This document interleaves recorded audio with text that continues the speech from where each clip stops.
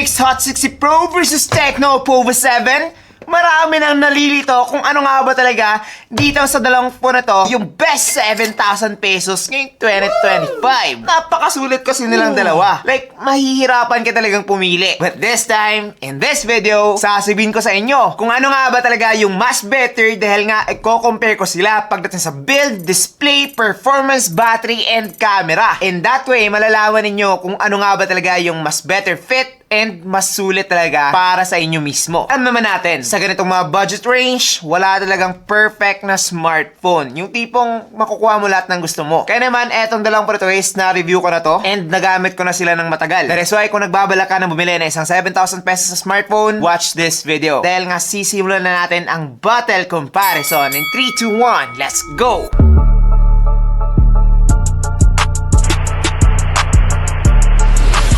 Yo, what's up guys? I'm JP and this is JTN TV. Now, before we proceed, pag-usapan muna natin yung kanilang mga presyo. So, etong si Infinix Hot 60 Pro ay mayroong presyong 6,999 na SRP and promo price na 5,999. Napakasulit nun. Ngayon, isa lang yung kanyang variant which is 8256GB and para sa akin, sulit na yon. Now, with this Pova 7 naman, currently, meron siyang presyong 6,700 pagdating sa kanyang 8128 and 7,700 naman pagdating sa kanyang 8256GB. So, almost 1K po yung difference nila pagdating sa presyo. And mas mahal po si Tecno Pova 7. Just keep that in mind. Now, let's start pagdating dito sa nilang mga build quality. Kung makikita nyo naman guys, medyo madumi talaga etong si Tecno Pova 7. But, kung malinis naman siya, napaka-pang gaming look talaga nitong phone ito. Like, unang tingin mo pa lang, mapapasabi ka na, uy, gamer. While eto naman si Infinix Hot 60 Pro ay napaka-slim, napaka-sexy, and napaka-premium tingnan. With the matte back, hindi talaga itong madudumihan kaagad. And so far, sobrang nipis talaga nitong phone ito with just 6.6mm compared sa 9.3mm nitong Tecno Pova 7. Just look at that. Unang tingin pa lang, alam mo na talaga na ang thick nitong Tecno Pova 7. Now, pagdating naman sa protection, parehas po silang merong IP64 water and dust resistance. Kaya naman, pagdating sa mga basa ng ulan or kapag natalsikan ng tubig, okay na okay pa rin talaga etong dalawang phone ito. Huwag nyo na talaga siyang ilulubog sa tubig and you will be good to go. Ngayon, the difference is, etong si Infinix Hot 60 Pro ay nag-offer na ng drop resistant up to 1.5 meters. And understandable naman yon dahil nga, so alam naman natin, basta mas magaan, hindi masyadong malakas yung impact kapag nahulog. Pero eto kasi si Tecno Pova 7 guys, wala siyang certification na ganon. Dahil nga unang-una, mabigat tong phone ito. Kapag nahulog mo to ng mataas, mas malaki talaga yung chance na masisira siya. Ngayon, pagdating naman dito sa mga buttons and ports, dito guys sa baba makikita natin na meron silang 3.5mm port, Type-C port, and dito naman sa right side nakalagay yung kanilang mga volume rockers and power button. Si Tecno guys ay meron pa ring fingerprint scanner dito sa side, while eto naman si Infinix ay nasa display na po siya. So in display fingerprint scanner na etong si Infinix Hot 60 Pro. Mas gusto ko to, mas futuristic and mas okay overall. Also, meron din po siyang tinatawag dito na one tap button which is napakagandang feature po. Kapag i-hold natin siya, lalabas yung kanyang assistant. Open Facebook.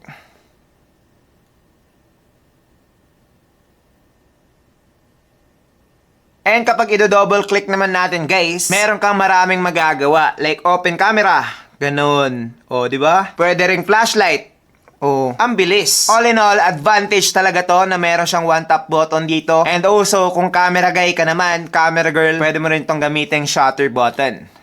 Diba? Ang angas! Dito naman sa left side, guys, parehas po silang nagsusupport ng 2 SIM card plus 1 SD card. So, expandable pa rin tong mga phone na to. And dito naman sa top, nakalagay yung kanilang secondary speaker. Tapos si Tecno, guys, ay nilagay dito yung IR blaster. Well, si Infinix naman, yung IR blaster niya is nandito na sa third camera module, which is medyo weird. Bakit nilagay sa camera, diba? Hindi naman camera to. But yes, with the IR blaster here, pwede mo nang gamitan itong dalawang phone ito as a remote control. So, no need to worry na kapag merong nawalang remote control kapag meron kang mga smartphone na katulad nito. Mapa TV, air conditioner, pwede mo nang makontrol yan with these two phones, which is okay na okay, diba? Overall, for me, pagdating dito sa build quality guys, ibibigay ko to dito kay Infinix Hot 60 Pro dahil nga sa kanyang one tap button, mas manipis siya, mas madaling hawakan, and also, hindi siya dumihin katulad ng likod nitong Tecno Pova 7. But, kung gusto mo naman ng para pang gaming look talaga, well, you might like this Pova 7 as well. Depende na sa inyo yun, pero para sa guys, yung winner dito is yung yung Infinix Hot 60 Pro. Now, let's talk about the displays of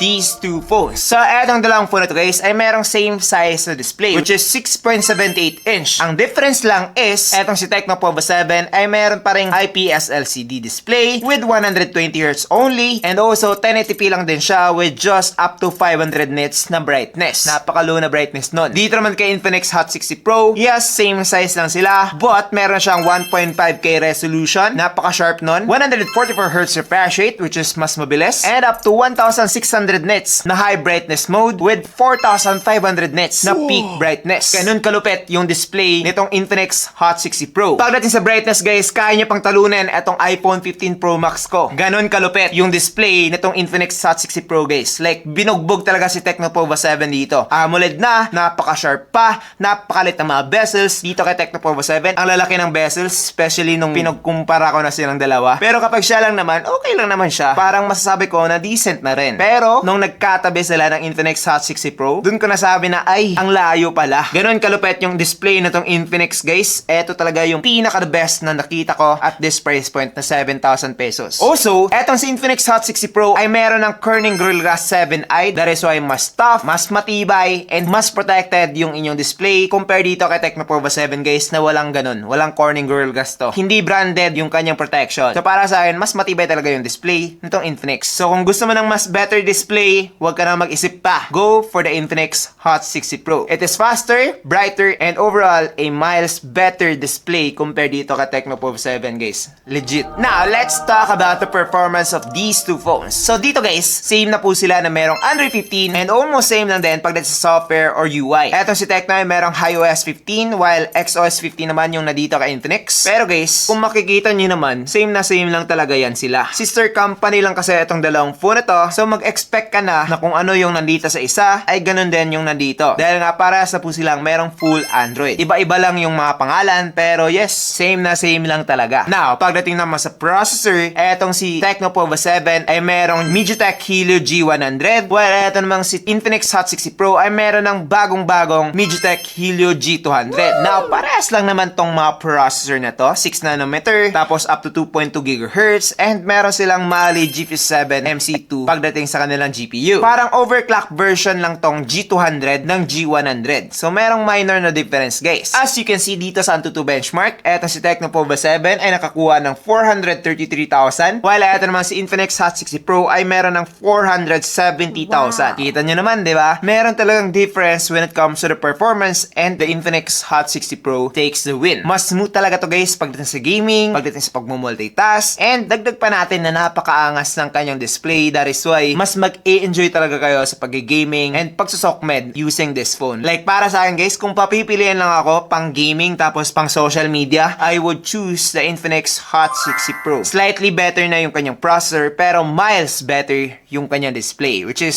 yun talaga yung gusto natin, di ba? Now, let's talk about the battery. So, dito na bumawi eto si Tecno Povo 7 with the 7,000 mAh compared sa 5,160 mAh netong Hot 60 Pro. Now, when it comes to charging naman, same lang po sila with the 45 watts fast charging, and meron pa silang reverse wired na 10 watts. So, kapag bumili ka nito, tapos meron ka pang other phone, pwede mo tong gamitin as power bank. Ganun kalupit. Also guys, this two phone supports bypass charging. Sa halagang 7,000 pesos. Wow! Compared sa mga Poco phones na wala pa rin ganun, like 2025 na, wala pa rin. Ano na, Poco? Bakit? Ang dali lang naman para sa Infinix Tecno, di ba? Meron ng mga bypass charging. Ang mumura lang. Tapos kayo, wala pa rin.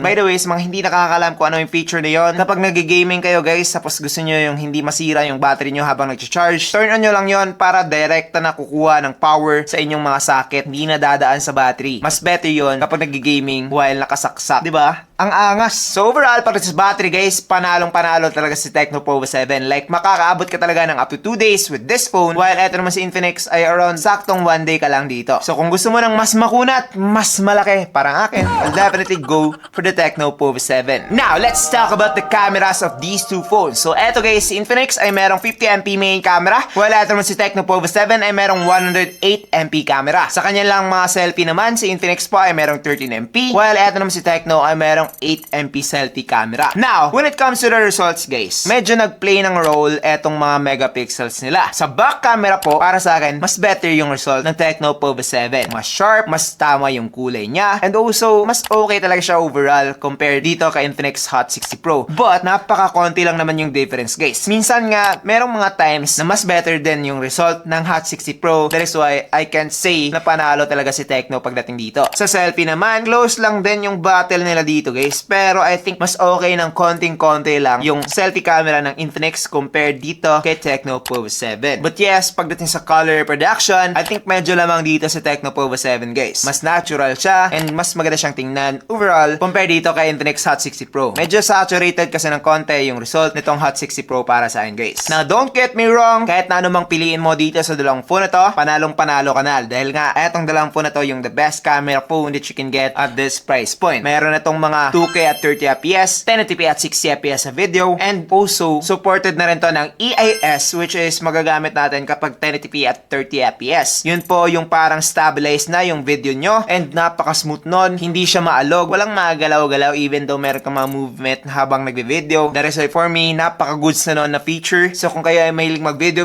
pwede ka na dito sa dalawang phone na to. But yes, kung papipilian ako ng winner guys, siguro ibibigay ko siya dito kay Tecno Pova 7 with the larger 108MP, and also mas wide din ng konti yung kanyang back camera compared dito kay Infinix Hot 60 Pro. So panalo siya ng konting-konti lang. Overall, ano nga ba talaga yung phone na para sa inyo? Well, kung gusto mo ng magandang build quality, pwede mong ibalibag pero napaka-premium. Tapos, napakagandang display, AMOLED na, 144Hz, sobrang liit ng bezel, parang mamahaling smartphone na, and lamang na din pagdating sa performance, will definitely go for the Infinix Hot 60 Pro. Eto talaga guys, para sa akin, yung kumpletong-kumpleto na smartphone na wala talagang major na downside. While, kung gusto mo naman ng much larger battery, tapos, mas okay din ng konting-konti lang pagdating sa camera, go for the Tecno Pova 7. Ang cons ko lang talaga dito guys, is meron talaga siyang major downside, which is yung IPS LCD na napakadilim, which is 500 nits lang. Pero, kung magiging okay ka naman din doon, perfect